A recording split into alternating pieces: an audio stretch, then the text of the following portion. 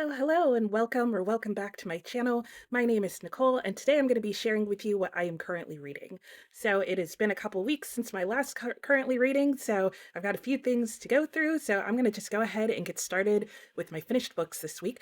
I have no DNFs, so the first book that I'm going to talk about is The Underground Railroad by Coleson Whitehead.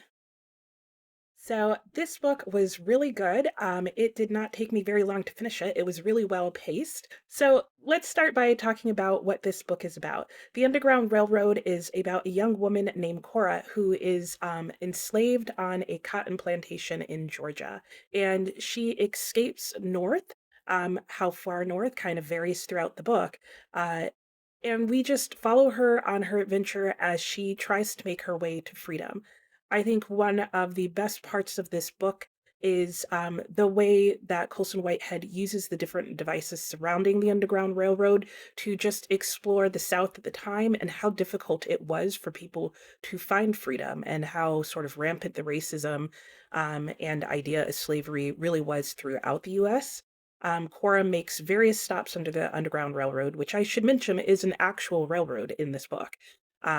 That is underground. So that was an interesting twist on it as opposed to just a network system that maybe had tunnels here and there. Colson Whitehead really explores what that experience of trying to escape slavery may have been like. He also explores the idea of what does freedom look like as Cora ventures to various stops and has various experiences, both of people who are involved in the Underground Railroad as well as with the places that she ends up, the various destinations. None of the people and none of the destinations are the same, so the problems she runs into are very different. And I think it's just a really good exploration of those themes. Probably the only thing I really didn't like about this book was that I almost felt like Colson Whitehead tried to include too much in the book, insofar as he included kind of some stops on the Underground Railroad that Cora didn't venture to. So the book is told in different sections, and while the vast majority of the book is told from Cora's perspective, you do all of a sudden, as the book goes along, get a few other people's perspectives, often going backwards time-wise in the story to get their perspective, what feels like somewhat suddenly. There's even one perspective in this book that is not at all related to Cora or virtually anything that's going on there. I understood the loose connection that was being made, but I just felt like some of the threads didn't fit together well. And there were times where it felt like there were scenes that were included more just because the author wanted to talk about slavery or freedom or racism in those areas of America versus it actually fitting well into the storyline. That said, I still think this is a really important book. I think Colson Whitehead is an amazing writer. It was a very easy read. I ended up giving this book 4 stars because I really did enjoy it. I should also mention that I am still finishing up my 30,000 page challenge, so I should put up on the screen how many pages I have left. I think it's about 562. And after finishing the Underground Railroad, that is reduced by another 313 pages. So that comes off my page count total, and I don't have much left to go.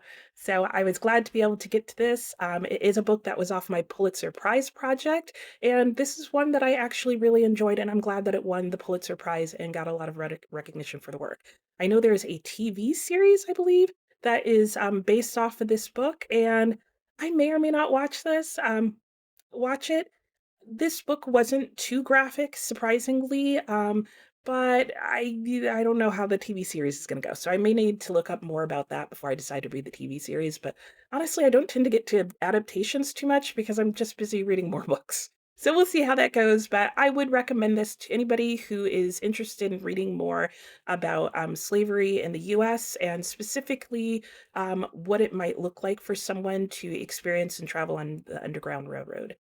The next book I finished was Black Hawk Down by Mark Bowden. I'm actually surprised that I finished this book. I had been pacing myself to finish it by the end of the month, but I got to the point where I knew I was pretty close to the end, and so I just kind of made myself finish it over a weekend, basically. Black Hawk Down recounts the Battle of the Black Sea. I guess the best way to describe this book is to describe it using the words that the author intended it to be perceived as. So, Mark Bowden himself says that he wanted to combine the authority of historical narrative with the emotion of the memoir and write a story that read like fiction but was true. And I have to say that I think he achieved his purpose. This book really doesn't read like a history book, even though he does do a moment by moment account of what happened during this battle.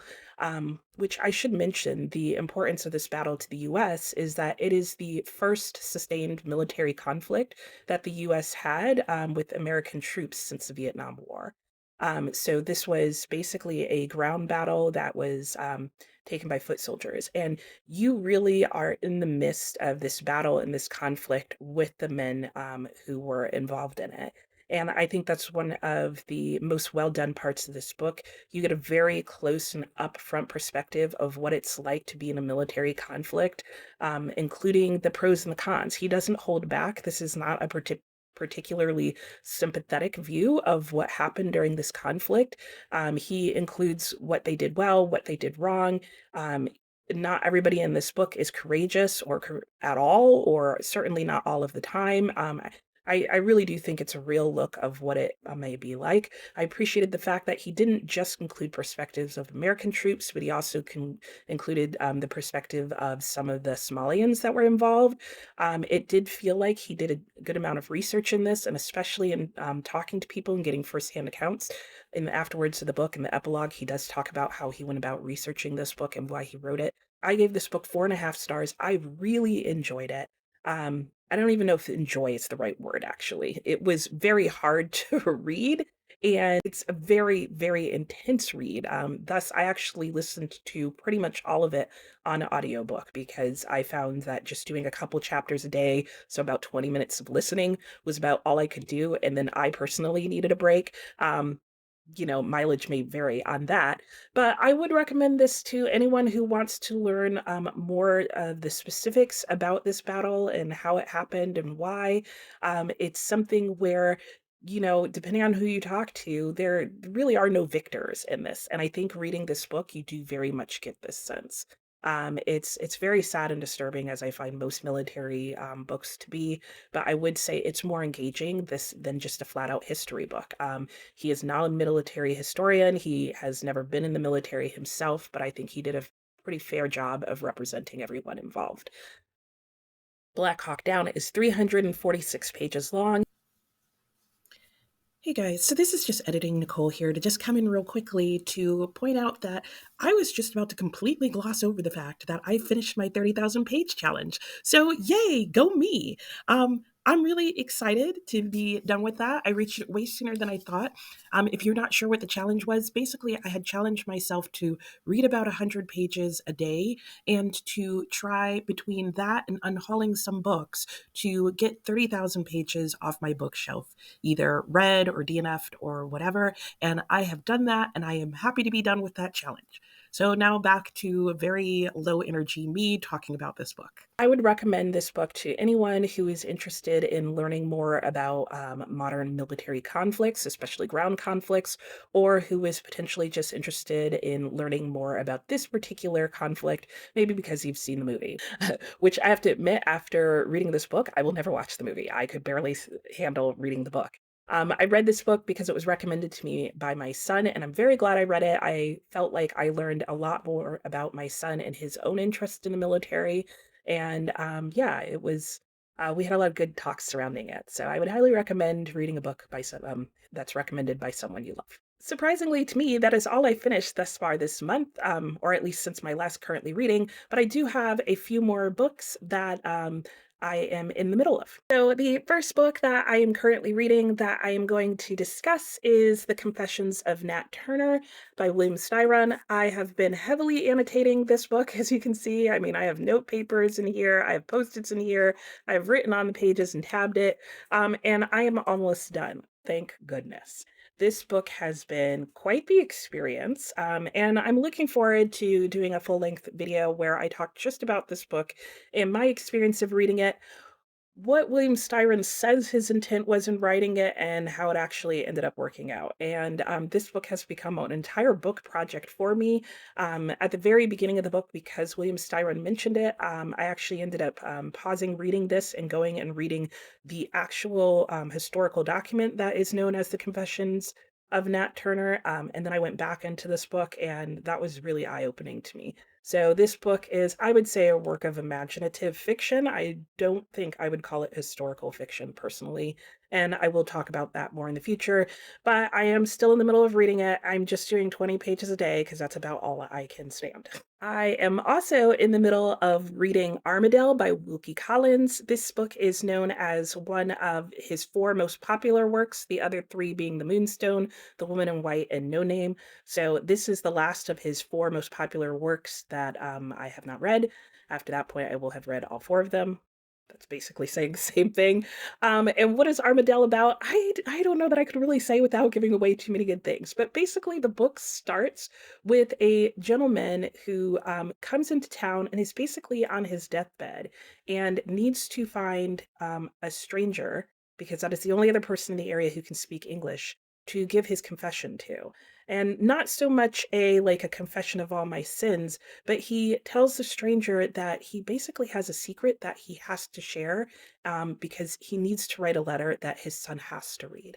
And so the story kicks off from there. That's just in the prologue. It's not nearly, what I said is not nearly as interesting as the prologue itself is. I would say that the prologue is probably one of the most suspenseful and interesting prologues I have ever read. This book is in the genre of a Victorian sensation novel.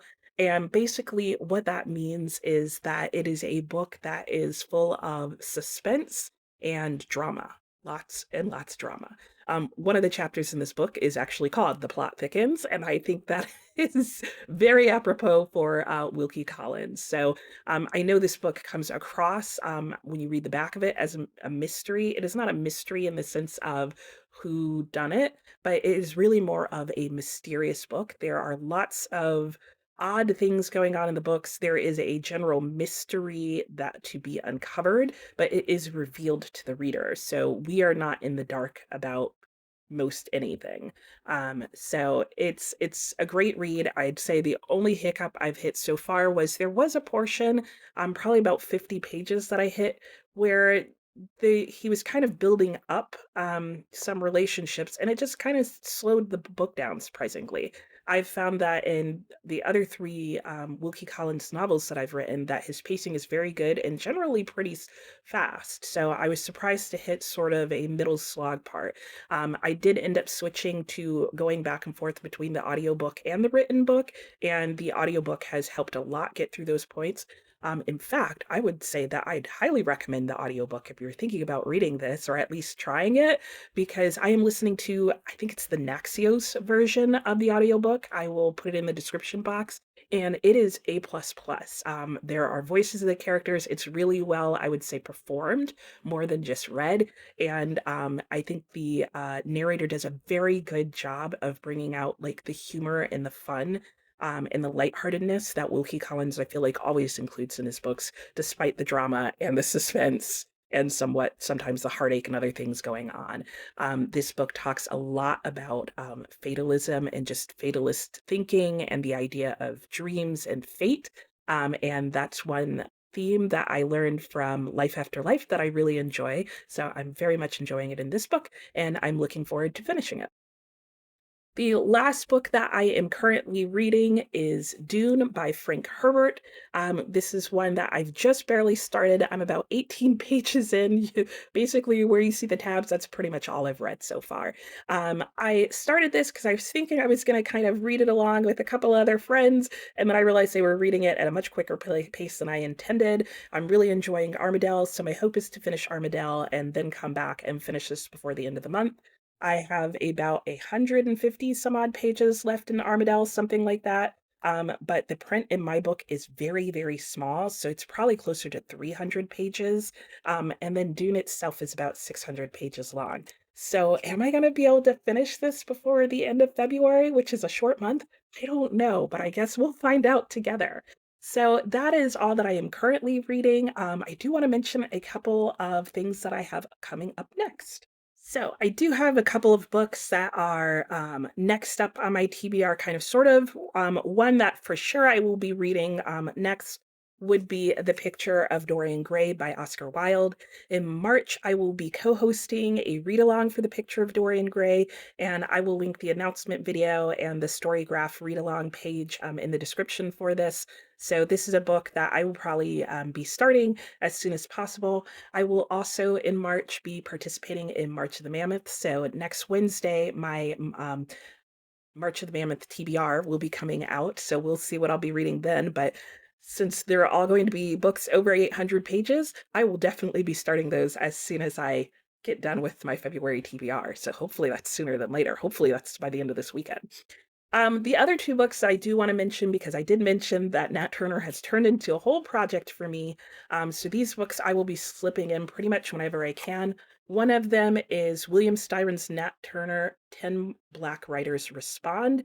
This book was published about 2 years after The Confessions of Nat Turner came out.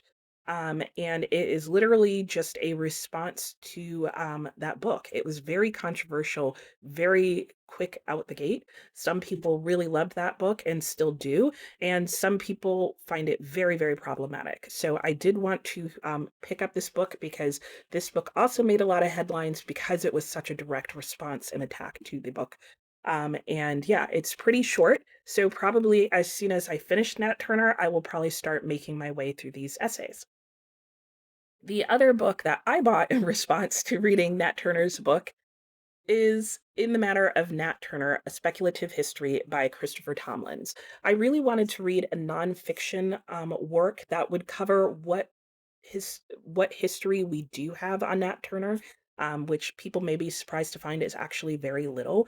And I was looking for one that would also talk specifically about William Styron's book. So I was happy after some research to find out about this book, which was written fairly recently, discusses what we know about Nat Turner, but more importantly to me, also discusses, as it says right here, the speculative history surrounding him. Because there's so little historical information regarding Nat Turner, but there has been so much written about him, there has actually been a lot of speculative history written, which I would also say is probably more what William Styron's book is. So I'm looking forward to getting through this book. He does discuss William Styron's book at length in here, as well as a couple other works that were done by Nat Turner. However, this book, I don't know if you can tell, has super tiny print in it. The book itself is only about 200 pages long, and then there's probably about another 100 pages of notes. So I will probably be working my way through this book very, very slowly. I'm doubting that there's an audiobook for this because I do like to listen to non-fiction on audiobook, but I think this is going to be well worth it, and it will be worth all the time that I spend in it. I'll probably just do a chapter here and there as I can fit it in. So that is it for today. That is everything that I am reading, have read, am currently reading, and thinking about reading in the future, and whatever else. So, yeah, it's getting on late, and I've got to go get my Pilates workout in. So I hope you have a wonderful rest of the day. Be sure to comment below and share what you are liking and what you are enjoying. Have a great day. Happy reading. Bye.